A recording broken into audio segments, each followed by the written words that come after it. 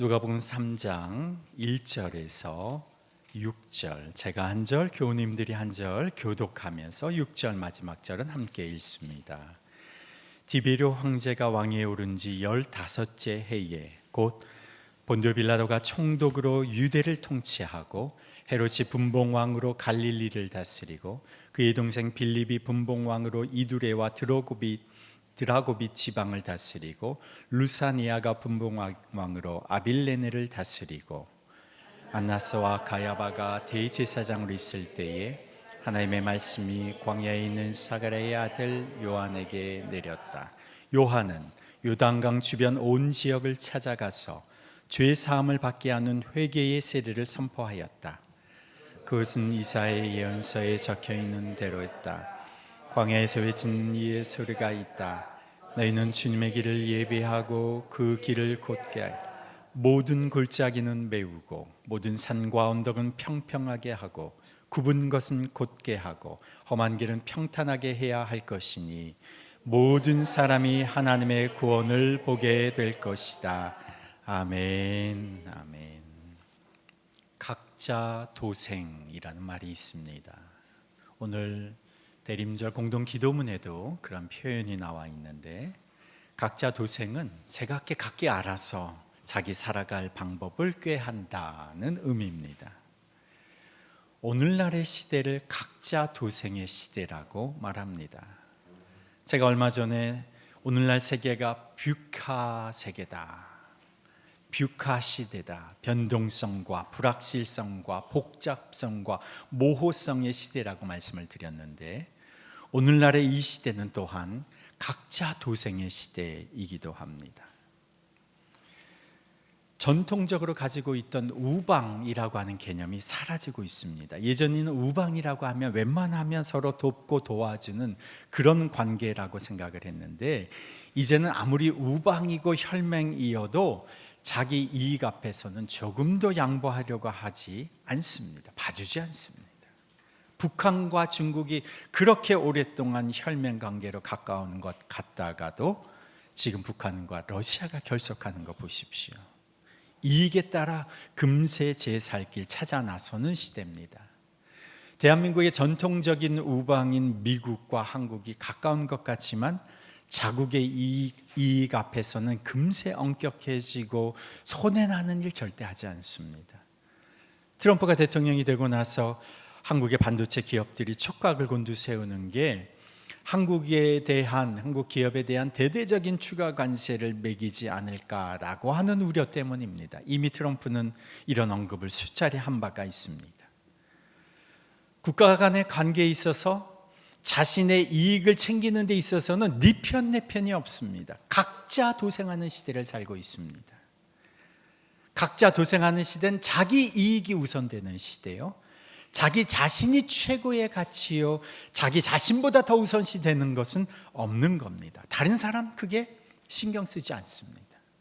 나만 잘 살면 되고, 나만 행복하면 되고, 나만 다른 사람 그러든지 말든지 별 신경 안 쓰고 나만 잘 되면 된다는 식입니다.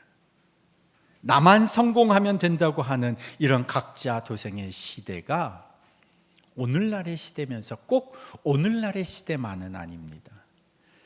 성경의 사사시대에 성경이 반복적으로 확인시켜주는 중요한 구절이 있습니다.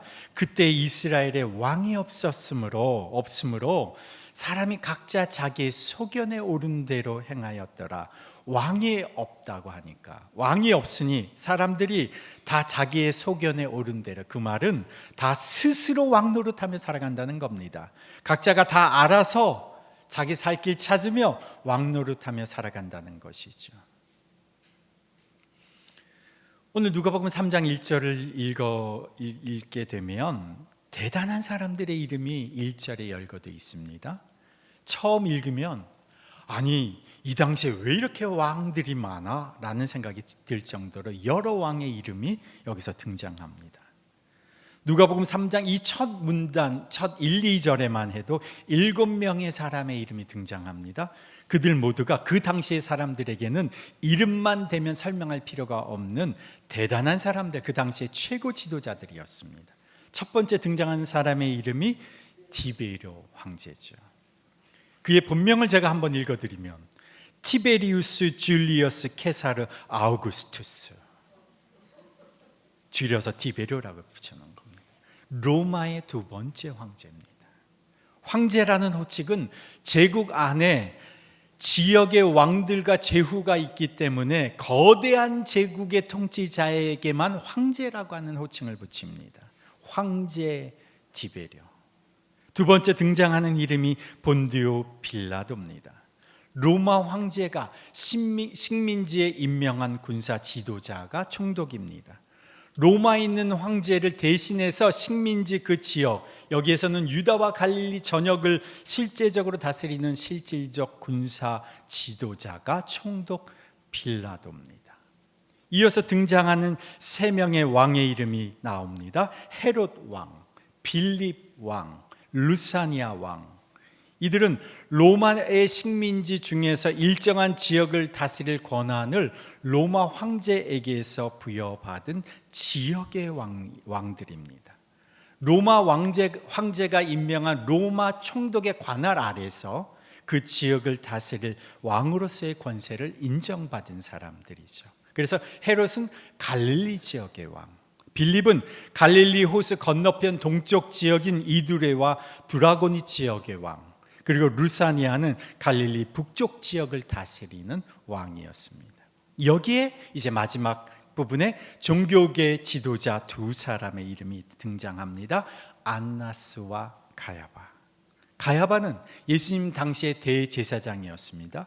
대제사장은 한 명인데 여기에서는 두 사람이 왜 등장하느냐? 또 다른 대제사장 안나스는 누구인가? 안나스는 전임 대제사장이었습니다. 그런데 안나스가 현 대제사장 가야바의 장인이었습니다. 그러니까 정확히로는 현재로서는 대제사장이 아니라 전임 대제사장이었지만 현 대제사장의 장인이다 보니까 현 대제사장 못지않은 권한, 영향력을 가지고 있었습니다. 그래서 이스라엘에서 영적인 권위를 가지고 있는 최고 지도자 두 사람, 현직과 전임 안나스와 가야바였습니다. 황제 디베리오, 총독 빌라도, 헤롯 왕, 빌립 왕, 루사니아 왕, 그리고 대제사장 안나스와 가야바. 당시 갈릴리 지역과 유다 지역에서는 가장 영향력 있는 사람들, 누구의 도움 받지 않아도 잘 살 수 있는 사람들, 스스로 왕이 되어 살아가는 사람들, 그리고 실제로 진짜 왕인 사람들, 그들이 어디에서 살고 있을까요? 그들은 왕궁에서 살고 있습니다. 로마 황제는 화려한 로마의 왕궁에서 살고 있고, 총독은 총독 관저에서 살고 있고, 왕들은 자기의 성에서 살고 있고, 그리고 제사장들은, 대제사장 두 명은 역사상 가장 화려하게 증축된 예루살렘 성전 안에서 살아가고 있습니다.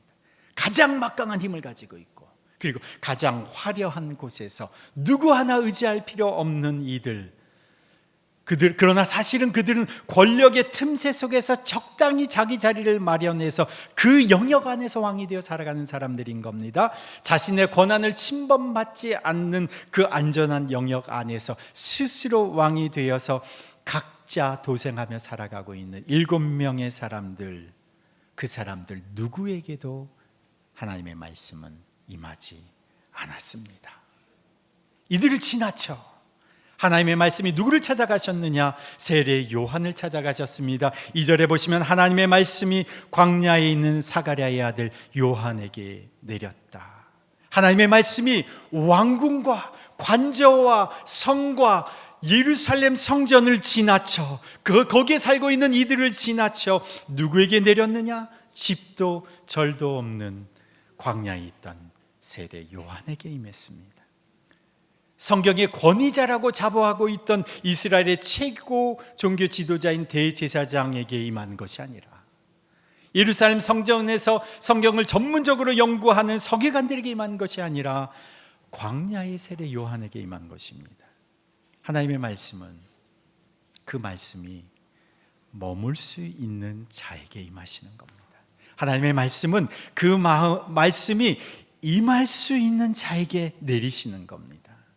새벽녘에서는 내렸다라고 쓰여져 있고 개역개정 성경에서는 임했다라고 쓰여져 있는데, 하나님의 말씀은 사람들이 하나님의 말씀을 읽고 연구해서 그 하나님의 말씀을 내가 발견해내는 것이 아니라 하나님의 말씀이 사람을 찾아오시는 겁니다. 찾아오시는 하나님의 말씀이 사람의 인생을 바꾸고 진로를 바꾸고 새로운 생명의 길로 이끌어 주시는 겁니다. 이것이 말씀이 주시는 하나님의 은혜죠. 이 하나님의 말씀이 누구를 찾아오시느냐? 하나님의 말씀이 아니고서는 다른 어디에서도 소망을 발견할 수 없는 자에게 하나님의 말씀이 임하시는 겁니다. 빈들, 광야에서 하나님의 말씀이 아니고서는 다른 대안을 구할 수 없는 이에게 하나님의 말씀이 임하시는 겁니다. 그 하나님의 말씀이 그 사람에게 임했을 때 어떻게 그 사람이 그 하나님의 말씀에 전 존재를 걸 수 있는가? 그것 말고는 다른 소망이 없기 때문에 그렇습니다. 세례 요한이 하나님의 말씀에 자신의 전 인생을 다 걸 수 있었던 이유는 그가 광야에서 하나님의 말씀 말고는 아무것도 의지할 것이 없었기 때문에 그것에 하나님의 말씀에 자신의 인생을 건 겁니다. 광야는 제가 몇 번 언급을 말씀을 드렸죠. 여기서 말하는 광야는 예루살렘과 베들레헴 동편에 위치한 사해 주변의 유대 광야를 의미합니다. 제가 이곳을 차를 타고 운전을 하면서 지나갔는데 황량한 바람과 모래만이 보이는 빈 땅입니다. 예루살렘과 베들레헴과 그 주변의 푸른 땅과 땅의 그 목초지와 집들이 오밀조밀하게 있는 그것과는 대비되는 굉장히 대조적인 정말 텅 빈 황무지가 나오는데 바로 오늘 본문에서 나오는 이 광야입니다. 이집트에서 나온 이스라엘 백성들이 광야에서 살 수 있었던 것은 오직 절대적인 하나님의 공급하심이 있었기 때문입니다. 광야는 물이 없는 곳, 음식이 없는 곳에서 살아갈 수 있는 방법은 하나님의 공급하심밖에 없었습니다. 사람이 자신의 힘과 노력으로는 자기의 인생을 더 이상 살아갈 수 없다고 고백하고 만드는 곳이 어디냐? 바로 광야라는 것입니다. 그 광야에서 하나님 아니고서는 다른 곳 어떤 곳에서도 소망을 발견할 수 없는 자에게 하나님의 말씀이 임하시는 거죠. 성육신하신 하나님의 말씀, 예수 그리스도가, 예수님께서 어디에 임하셨습니까? 왕궁이 아니라, 성전이 아니라, 성이 아니라 가장 형편없는 마국간에 임하셨습니다. 빈들, 광야, 가장 낮은 그곳에 하나님의 말씀이 임하시는 거죠. 이 하나님의 말씀이 임하고 나서 세례 요한이 한 일을 3절이 이렇게 적고 있습니다. 3절 말씀 우리 함께 한번 읽어보시면, 요한은 요단강 주변 온 지역을 찾아가서 죄 사함을 받게 하는 회개의 세례를 선포하였다. 세례 요한이 한 것 아주 간단합니다. 세례 요한이 말씀을 받고 나서 한 것이 무엇이냐? 회개의 세례를 선포하였다. 그런데 이것을 성경이 이렇게 설명합니다. 이렇게 그가 회개의 세례를 선포한 것은 4절에서 6절의 말씀 함께 읽습니다. 그것은 이사야의 예언서에 적혀 있는 대로였다. 광야에서 외치는 이의 소리가 있다. 너희는 주님의 길을 예비하고 그 길을 곧게 하여라. 모든 골짜기는 메우고 모든 산과 언덕은 평평하게 하고 굽은 것은 곧게 하고 험한 길은 평탄하게 해야 할 것이니 모든 사람이 하나님의 구원을 보게 될 것이다. 세례 요한이 한 것은 회개의 메시지를 단순히 사람들에게 선포했는데, 그가 한 일이 무엇이라고 성경이 지금 설명하고 있습니까? 그것이 주님이 오신 길을 준비하고 예비했다는 것입니다. 길을 곧게 하는 일, 길을 평탄하게 한 일, 그것을 세례 요한이 했다. 예수님 오신 길을 그가 예비했다. 무엇을 한 것입니까? 단순히 회개의 메시지를 사람들에게 선포한 그것이 그렇다는 것이죠. 사람들의 마음을 주께로 돌아오게 하는 것, 그것이 바로 주님이 오실 길을 준비하는 것이다. 굽은 길을 곧게 하는 것이고 높고 낮은 길을 평탄하게 하는 작업이다. 세례 요한이 바로 그 길을 준비하였다라고 성경이 말한 겁니다. 하나님의 말씀이 그에게 임하였고 그 말씀을 그대로 사람들에게 회개의 메시지로 전달했던 거죠. 우리가 교회라는 단어를 생각해 보면, 성경에서 찾아보면 복음서에서는 마태, 마가, 누가, 요한에서는 딱 2번만 등장합니다. 마태복음에서 예수님께서 내가 내 교회를 세우겠다라고 말씀하셨을 때에 거기에서, 그 문장에서 2번 나오고, 그 다음부터 교회라는 단어는 어디에서 나오느냐면 사도행전에서 등장합니다. 그 교회는 초대 교회였습니다. 그리스도인이라고 이름 불려진 것도 초대교회 안디옥에서부터였죠. 처음에 그리스도인들이 어디에서 모였습니까? 유대인 그리스도인들은 처음에 그들이 이전에 유대인으로서 자신들이 하나님의 말씀을 공부했던 회당, 거기에 찾아가서 그곳에서 그들이 모임을 가졌어요. 그러나 얼마 지나지 않아서 유대인 그리스도인들은 회당에서 쫓겨났습니다. 더 이상 회당에서 모일 수가 없게 되었어요. 그래서 그들이 어디에서 모였느냐? 가정에서 모였습니다. 그리고 사람들이 많아지니까 어디에서 모이게 되느냐? 그들 중에 큰 집을 가지고 있는 사람, 그 집에서 모이게 됐던 것입니다. 그들은 각자 도생하는 사람들이 아니라 그들은 복음 안에서 자기의 집을 개방하고 함께 공동체적 삶을 살아갔던 사람들입니다. 무엇보다도 그들은 진정한 왕 되신 예수님께 자신의 삶을 뉘우치고 회개하고 돌아와서 공동체적 삶을 살아간 사람들이었습니다. 그들에게는 교회 건물이 없었습니다. 회당도 없었습니다. 그들은 가정에서, 집에서 함께 모여서 살아갔습니다. 회개하고 주님 앞으로 돌아온 예수님만이 왕되심을 고백하는 이 사람들이 공동체로 살아가는 그들의 삶의 모습을 보시면서 하나님께서 내가 너희를 기뻐한다 확증해 주셨어요. 어떻게 확증해 주셨느냐? 그들에게 성령을 보내주시고 기사와 이적과 능력으로 그들의 삶을 기뻐한다고 하는 사실을 확증해 주셨습니다. 그들은 교회 건물도 없었고 모일 장소도 없었지만 가정에서 공동체적 삶을 살아가던 사람들이었습니다. 그런데 반면에 구약 말라기서를 보면 말라기 선지자 시대, 기원전 약 400년 중반에 살던 이 사람들에게는 재건된, 다시 건축된 성전이 있었습니다. 그들에게는 양과 가축으로 그득한 농장도 주변에 즐비했습니다. 그들은 마을의 성과 집도 새로 건축을 했습니다. 그런 그들에게 하나님께서 이렇게 말씀하셨습니다. 너희가 제사 드리러 모이는 성전, 내가 성전 문을 닫아 걸고 싶다. 너희가 드리는 제물, 그 제물 내가 못 드리게 하고 싶다. 다시 재건된 성전도 있었고 들판에 좋은 제물도 널려 있었는데 그것이 하나님이 보시기에 하나도 받아들일 만한 것이 아니었다는 것입니다. 문제는 그들의 마음이었습니다. 다시 건축된 새 성전에서 모여서 하나님께 제사를 드려도 그들에게는 무엇이 없었느냐? 하나님을 경외하는 마음이 없었어요. 하나님을 경외하는 마음이 없으니 그 많은 가축 중에서 그들이 하나님께 드리는 제물은 다친 거, 상한 거, 쩔룩거리는 거, 상품 가치가 없는 것들만 하나님께 제물로 드렸어요. 마치 재고 상품 정리하듯이, 남은 잔반 처리하듯이 하나님께 제물을 그렇게 드렸습니다. 그들의 상황은 세례 요한의 그 빈들과는 너무도 대비되는 곳이었습니다. 성전이 있었고 성이 있었고 집과 목장이 다 갖춰진 그곳에서 드려지는 그 제사를 하나님은 받지 않으셨다는 겁니다. 영적으로 그리스도인들이 가장 타락했던 때를 꼽으라면 어느 때를 들 수 있을까요? 중세 시대를 꼽을 수가 있습니다. 그때가 어느 때냐?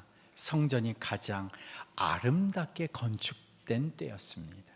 성전이 가장 화려했던 시대에 그리스도인들이 가장 타락했다는 것입니다. 장소가 문제가 아니라는 것입니다. 그럼 무엇이 문제냐?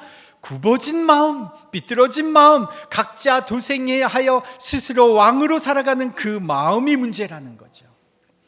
이 땅에서 하나님을 믿고 살아간다는 사람들이, 하나님을 안다고 살아가는 사람들이, 스스로 나는 하나님의 언약 백성이라고 말하는 사람들이, 자부하는 사람들이 전혀 하나님을 경외하지 않고 하나님을 하나님으로도 인정하지 않고 살아간다는 것입니다. 오늘 본문의 말씀으로 다시 돌아와서 생각해 보면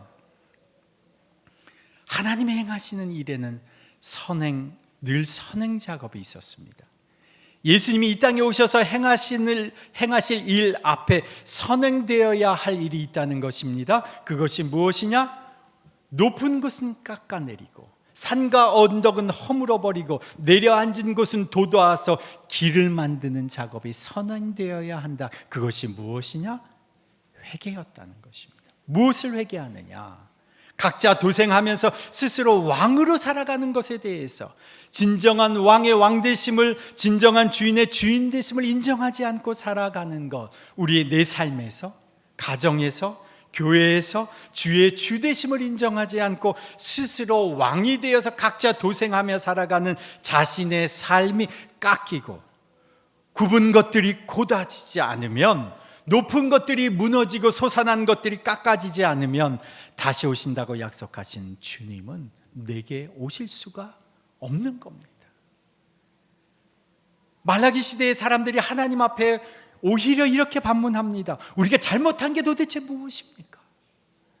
우리가 하나님 없인 여기인데 도대체 무엇입니까? 우리가 하나님께 무슨 죄를 지었다는 것입니까? 이건 저 사람들 잘못이고, 이건 그렇게 결정한 누군가의 잘못이고, 아담이 말한 것처럼 하나님이 나에게 보내준 그 사람이 내게 이렇게 한 것이다. 그들이 이렇게 말하는 거죠. 하나님을 경외하지 않는 내가 하나님을 경외하지 않으니 스스로 왕이 되어서 각자 도생하며 사는 바로 내가 문제인 거 모르고 하나님께 오히려 대들며 질문하는 겁니다. 그분 앞에서 모든 인생이 하나님의 그 심판대 앞에 서서 하나님의 책에 기록된 대로, 주님의 비망록에 기록된 대로 우리의 행위에 대해서 하나님 앞에서 낱낱이 실토해야 할 때가 올 것임을 인지하지 못하고 심판하시는 그 어미하신 하나님 앞에서 스스로 왕으로서 행세하면서 살아간다는 것이죠. 혹시 우리 가운데 이렇게 얘기하고 싶은 분이 계십니까? 그런데 하나님은 자비의 하나님이 아니시냐? 하나님은 허물 많은 인생을 더 크게 용서하시는 하나님이 아니시냐? 죄인을 더 사랑하시는 하나님이 아니시냐? 이게 누가 한 얘기입니까? 말라기 시대의 사람들이 하나님께 그렇게 얘기했습니다. 그 말을 들으시고 하나님께서 뭐라고 말씀하시느냐? 내가 너희를 심판하러 가겠다. 용광나의 불길같이 모든 것을 살라버릴 날이 온다. 모든 교만한 자와 악한 일을 하는 자가 지푸라기 같이 다 타버릴 것이다. 그날이 오면 불이 그들을 살라서 그 뿌리와 가지를 남김없이 태울 것이다. 그런데 그 앞서 내가 특사를 보낼 것이다. 그 심판의 날이 오기 전에 하나님께서 그날을 준비케 하는 특사를 보낼 것이다. 그가 누구인가? 오늘 누가복음 3장에 나오는 세례 요한입니다. 말라기 예언자는 이 예언을 하면서도 이 의미가 무엇인지를 정확히 알지 못했을 것입니다. 왜냐? 이때로부터 약 450년이 지나서 어떻게 하나님이 보내신 예언자가 이 땅에 오실지 그가 예언은 하지만, 하나님 말씀을 주셔서 예언은 하지만 정확히는 머릿속에 그리지 못했을 거예요. 그런데 우리는 이 땅에 오신 예수님이 어떻게 오셨는지를 이미 알고 있습니다. 그분이 오신 길을 세례 요한이 어떻게 준비한지를 알고 있습니다. 오늘 신약의 말씀을 통해서 그 말씀이 성취된 것을 우리는 알고 있습니다. 세례 요한이 어떻게 예수님의 길을 준비했습니까? 회개하고 돌이킬 것을 선포함으로써 주님의 길을 예비했습니다. 그런데 말라기 선지자는, 구약의 선지자들은 세례 요한이 아직 오지 않으신 초림의 메시아, 초림 성탄의 예수를 준비하였다고만 생각하였겠지만, 오늘 이 말씀을 듣는 우리는 그것이 결코 성탄의 초림의 예수 그리스도의 길뿐만이 아니라 다시 오실 심판의 주로 오실 그분의 길을 준비하는 작업이었음을 우리는 기억해야 한다는 것입니다. 말라기 선지자는 초림하시는 예수님의 길을 준비하는 세례 요한에 대해서만 생각했을지 모르지만, 오늘 이 본문을 읽는 우리는 다시 오실, 심판하시는 분으로 오실 그분이 오실 길을 준비하는 작업을 세례 요한이 했다는 것을 우리는 기억하면서 이 본문을 대해야 하는 겁니다. 그것이 무엇입니까? 다시 십자가 복음 앞에서 우리 자신을 회개하는 겁니다. 다시 우리는 십자가 앞에 서서 복음으로 다시 시작하는 겁니다. 눈에 보이는 건물, 사람들의 평가, 사람들의 인정, 이런 것에서부터가 아니라 빈들에 선 심정으로 복음 앞에서 우리 자신을 철저하게 살피고 다시 오실 주님의 길을, 주님의 왕도를 어디에 내 마음에 먼저 내는 작업부터 해야 되는 겁니다. 뭐 좀 안다고 하는 스스로 생각하는 교만한 마음은 깎아버리고, 사람을 쉽게 평가하고 재단하고 하나님마저 평가하려고 하는 거짓 주인 자리는 내려놓고, 그리고 한없이 낮아지고 비굴해진 인생에는 그리스도의 정체성으로 채움받고 텅 빈 마음에 그리스도의 소망과 그 구원의 은혜로 메꿔져서 주님이 왕으로 오실 수 있는 길을 내 마음에 먼저 닦는 겁니다. 빈 들에 서서 복음 안에서 완전히 새롭게 시작하는 겁니다. 그래서 내년도에는 우리가 복음의 정신으로 새롭게 교회 공동체를 세워가려고 합니다. 처음 개척하는 심정으로 복음 앞에서 살아가려고 합니다. 제가 이제 1월이 되면 더 자세히 말씀을 드리겠지만, 이를 위해서 첫 번째는요, 우리 주일 예배가 이제 내년도에는 주일 온가족 통합 예배로 드릴 겁니다.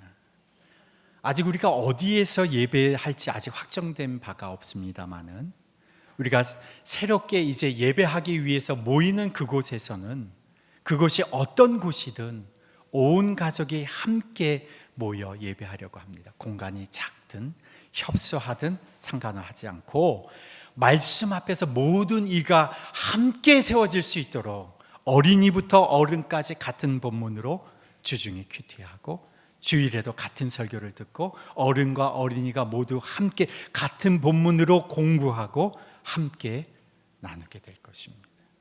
함께 온 가족 통합으로 예배를 드리고 나서 아이들이 있는 가족은 가족별로 성경 공부를 진행하게 될 겁니다. 자녀들이 없는 성인과 우리 청년 그룹은 가족 그룹으로 묶어서 함께 성경 공부와 나눔을 진행하게 될 겁니다. 그리고 가정마다 이제 수요일 저녁에는 우리가 수요일 예배가 없어요. 우리 교회는 수요일은 가정별로 드리는 날로 삼고자 합니다.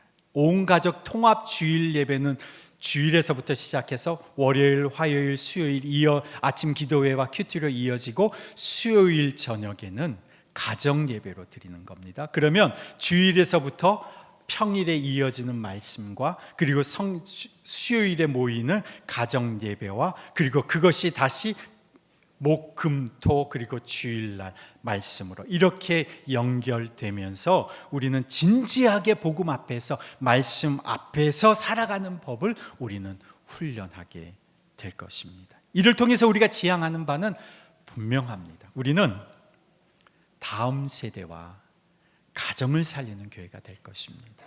어떤 분이 이렇게 생각할 수도 있겠습니다. 나는 내 자녀들은 다 커버렸는데, 나는 가족이 없는데, 내 자녀가 이미 성인이 된 분이라면 다음 세대는 우리 자녀들의 손주라고 생각하시면 됩니다. 우리 교회 학교의 다른 가정의 아이들을 생각하시면 됩니다. 내 자녀가 결혼한다면 내 손주가 와서 믿음으로 건강하게 자라고 그 가정이 건강해지는 교회, 그런 교회가 우리 교회가 지향하는 교회입니다. 우리가 내년도 어떻게 복음 앞에서 주님이 오시는 길을 준비하면서 교회를 세워갈 것인가? 말씀으로 이렇게 우리가 세워가고, 두 번째는 기도입니다. 오늘 11시에 우리가 말씀의 공부가 기도에 대한 공부를 했는데, 기도는 훈련입니다. 기도는 어디에서 하느냐? 혼자 은밀히 골방에서도 하고 어디서도 할 수 있지만, 또한 기도는 함께 모여서 기도하는 겁니다. 예수님께서 내 집은 만민이 기도하는 집이라고 말씀하셨습니다. 그래서 내년도 금요 기도회는 제가 11시에 오신 분들에게는 말씀을 드렸습니다마는 매달 한 번, 매달 첫 주는 온 교인이 모두 함께 모여서 기도하는 시간을 갖습니다. 기도는 훈련입니다. 훈련하지 않고서는 기도 제대로 할 수 없습니다. 아이들에게 부모가 기도하는 모습을 보여주지 못하면 아이들 기도 잘 할 수가 없습니다. 매달 첫 주 금요일 8시 우리 아이, 청소년, 청년, 어른 모두 시간을 내서 우리가 의무적으로 함께 모여서 함께 우리 교회 공동체를 기도하는 집으로 삼아서 함께 기도하는 겁니다. 지금 시기적으로 교회를 위해서 기도가 절실히 필요한 때입니다. 지금이 깨어서 기도해야 할 때입니다. 매달 첫 주 금요일 모두 함께 모여 부르짖어서 기도하는 날입니다. 그거 언제부터 시작됩니까? 1월 첫 주부터. 우리가 새해를 시작하면서 우리가 금요기도에는 우리가 채플에서 모이니까 그 첫 주 금요일부터 우리가 함께 모여서 부르짖어 기도합니다. 그러면 첫 주 외에 다른 주의 금요일은 기도하지 않느냐? 다른 주 금요일 저녁 8시에는 말씀 묵상하면서 조용히 기도하는 시간을 갖고자 합니다. 이때는 누가 기도에 인도하지 않고 화면에 제시되어 있는 성경 말씀 본문을 스스로 읽고 묵상하면서 개인적으로 하나님 앞에서 기도하는 시간을 갖습니다. 갈급한 사람은 기도하는 자리를 찾아 나서게 돼 있습니다.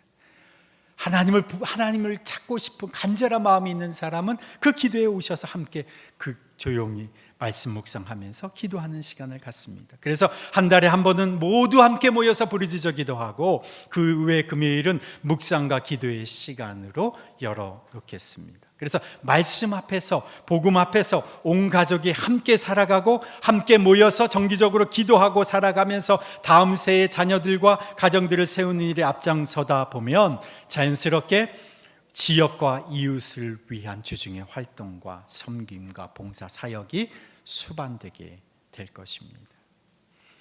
제가 원래는 세 번째, 네 번째도 제가 두 가지 더 말씀을 드리려고 했는데 오늘은 두 가지만 말씀을 드리겠습니다. 다음 기회에 또 말씀을 드리겠고요. 교회 공동체는 부흥하기 위해서 존재하지 않습니다. 부흥은 수반되는 결과 중에 하나이지 그것이 목적이 아닙니다. 교회 공동체는 예수 그리스도와 복음을 위해서 존재합니다. 교회의 성공은 부흥에 있지 않고 교회의 성공은 순종에 있습니다. 세상의 성공의 관점에서 보면 예수님은 실패한 분입니다. 십자가에서 초라하게 죽는 것이 어떻게 세상의 기준에서 성공일 수가 있겠습니까? 하나도 그것은 성공다워 보이지 않습니다. 그러나 예수 그리스도께서 복음의 삶을 자신이 살아내셨고 그것을 보여주셨습니다. 예수님은 어떻게 하셨습니까? 철저하게 하나님의 뜻에 따라 죽기까지 순종하셨습니다. 이 예수님의 십자가 죽으심의 순종을 통해서 우리가 영원한 하나님의 생명을 누리게 되었고 그 부활의 은혜를 우리가 누리게 되었습니다. 그것은 예수님이 자신이 우리를 위해서 죽기까지 깎아지고 낮아지고 죽기까지 그 순종의 길을 가셨기 때문에 가능한 겁니다. 그래서 우리에게 영원한 생명이 주어졌고 우리가 하나님 나라 백성이 되었고 하나님의 자녀의 권세가 주어졌고 이 세상 속에서 세상을 다스릴 권세를 가진 하나님의 사람으로 살아가는 겁니다. 그 예수 그리스도의 십자가 복음 앞에 우리가 진실하게 서면 우리는 이 복음 앞에 응답하지 않을 수가 없습니다.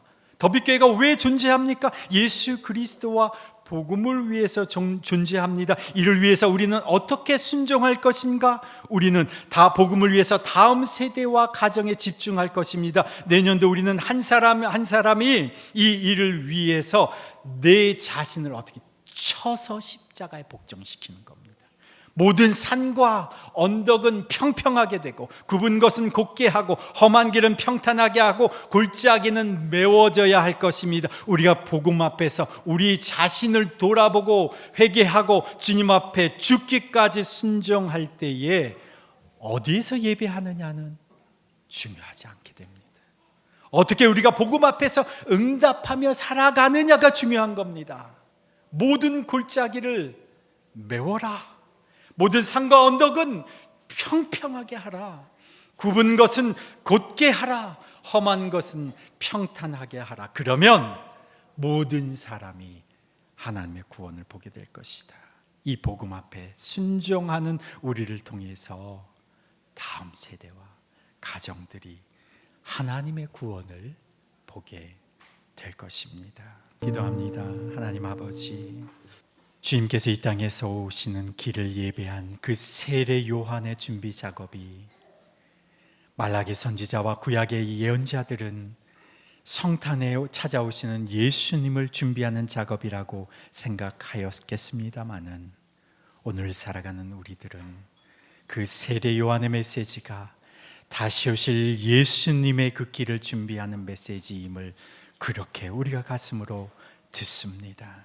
심판의 주로 오실 예수 그리스도 앞에서 회개하라. 굽은 것은 곧아지고 높은 것은 낮아지고 골짜기는 메워지고 주의 길을 곧게 하여라 선포하였던 그 세례 요한의 메시지가, 회개하라 선포하였던 그 세례 요한의 메시지가 다시 오실 예수님을 준비하는 우리에게 주시는 메시지임을 고백하며, 주님, 오늘 살아가는 우리들 복음 앞에서 살아가게 해 주십시오. 내 마음에 복음 앞에 서서 이제 죽기까지 쳐서 복종시키시는 하나님의 사람으로 살아가게 해 주옵소서. 교만한 내 마음이 깎아지고 주님 앞에서 굽은 마음이 곧아지고, 주여 낮아져서 도대체 일어날 수 없었던 나의 마음이 주의 소망과 희망으로 채워지고, 주께서 부어주시는 그 소망의 말씀 붙잡고 죽기까지 순종하며 헌신할 때에 우리를 통하여 모든 이들이 주님께로 돌아오는 것을 보게 하여 주시옵소서. 다음 세대와 가정을 살리는 복음의 일에 주여 우리를 사용하셔서 놀라운 주의 일을 행하시옵소서. 하나님, 우리에게 찾아오신 예수님께서 이제 다시 오실 것을 믿습니다. 그 다시 오실 예수 그리스도의 한량없는 은혜와 하나님 아버지의 그 무한하신 사랑과 성령님의 교통하심이 복음에 바르게 응답하여 주님이 오실 길을 예비하는 자로 살아가기로 결단하며 이제 세상으로 나아가는 주님의 백성들 위에, 그 가정과 일터 위에, 그리고 더비교회 공동체 위에 지금으로부터 영원토록 함께 하시기를 간절히 축원하옵나이다. 아멘.